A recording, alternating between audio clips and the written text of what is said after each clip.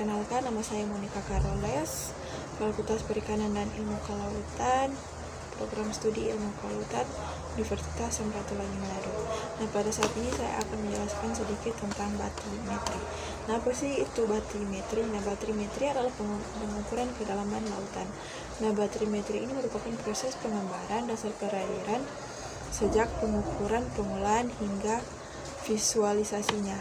Nah, informasi mengenai batimetri ini sangat penting untuk penelitian pada dinamika pantai sebagai opsi kelautan, contohnya seperti kabel komunikasi di bawah laut, dan untuk menyediakan peta navigasi yang akurat untuk keselamatan para pelayaran.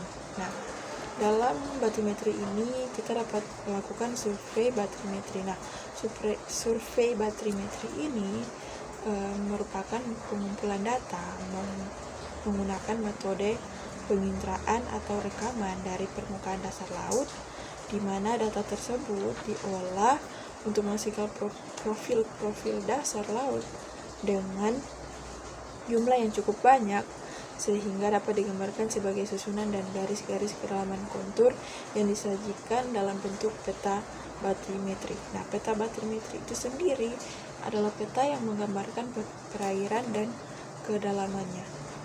Dalam melakukan survei batimetri, di sini kita mempunyai tahap-tahapnya terlebih dahulu.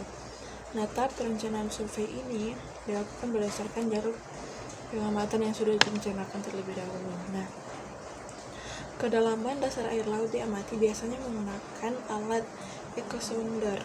Nah, data posisi dan data pengamatan kedalaman dicatat secara periodik, dan sedangkan direkam itu dilakukan secara terintegrasi oleh komputer ke dalam hard disk. Nah, data tersebut meliputi data horizontal dan data vertikal.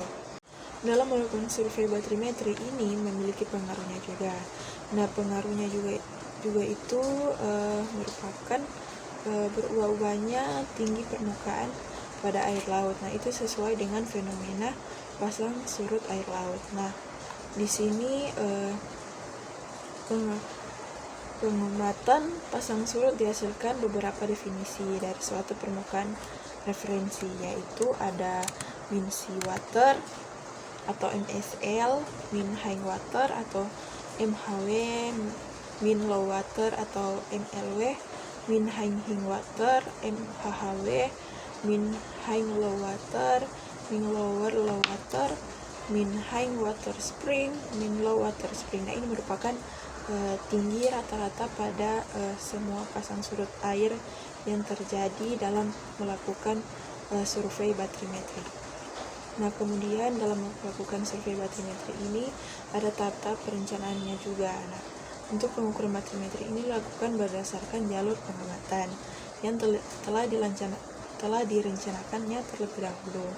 Nah, dalam kedalaman dasar air laut yang diamati biasanya itu menggunakan alat echosounder. Nah, data yang diamati dalam perencanaan survei batimetri ini yaitu ada data horizontal dengan nilai X dan Y, dan vertikal dalam nilai Z.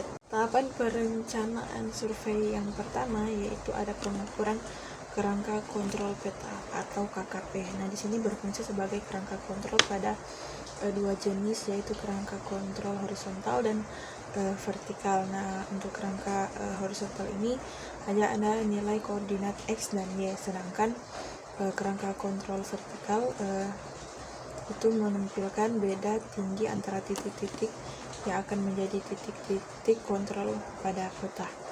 Nah, kemudian ada pengukuran detail.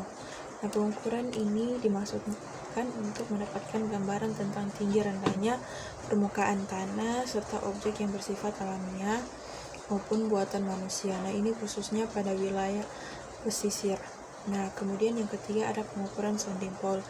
Nah, ini pengukuran daerah yang terdapat di wilayah surutan air laut atau wilayah yang tertutup air pada saat air laut pasang dan kering pada saat air laut surut.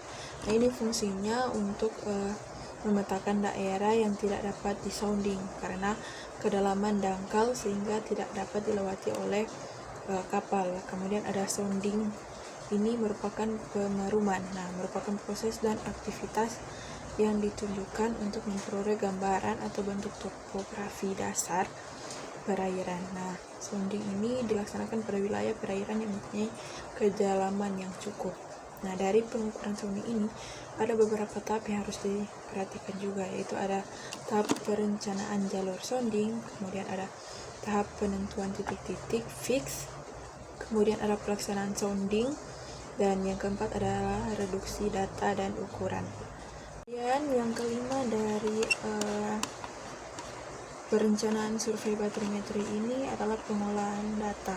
Nah, pengolahan data ini dimana semua hasil dari rekaman data, posisi horizontal dan vertikalnya, kedalaman air, dan serta titik-titik fixnya ini dikumpulkan dalam bentuk digital, kemudian diupload ke dalam peta batimetri.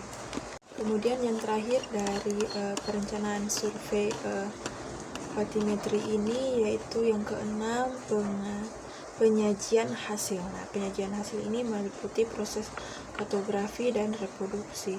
Nah, bagian dalam kartografi ini seperti ada pewarnaan, simbolisasi, tebal tipisnya garis, ukuran huruf, serta keterangan dan sebagainya. Kemudian ada juga pengembaraan peta, nah di mana semua data lapangan yang diproses secara digital ini akan dihasilkan dalam simpanan file. Nah, ini gunanya untuk mempermudah pengguna peta dalam merevisi peta tersebut.